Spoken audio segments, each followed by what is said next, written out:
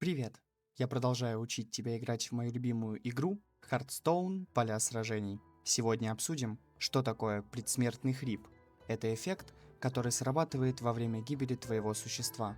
Но не каждого. Как быстро понять, что у существа есть предсмертный хрип? По символу скелета в нижней части карты существа. Подробный эффект от предсмертного хрипа можно посмотреть в описании карты. В бою срабатывание предсмертного хрипа выглядит вот так.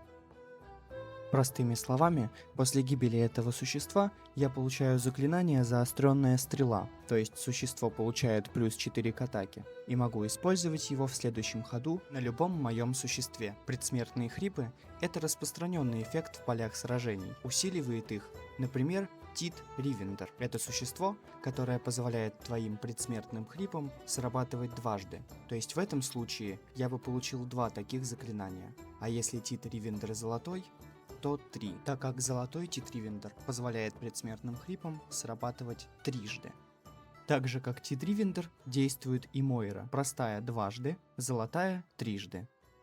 Обрати внимание, что если у тебя есть существо с перерождением и предсмертным хрипом, то сначала будет срабатывать эффект предсмертного хрипа, а только потом перерождение. Разберем на примере. У карты Попечительница трупов предсмертный хрип призывает 3 скелетов с характеристиками 1-1. То есть после ее гибели на поле призываются 3 скелета. Если попечительница с перерождением, то на поле после ее гибели должны призваться 3 скелета и еще одна попечительница. Но здесь попечительница не призывается, так как на поле нет места и призывается только 2 скелета 1-1. Имей это в виду в своих будущих играх.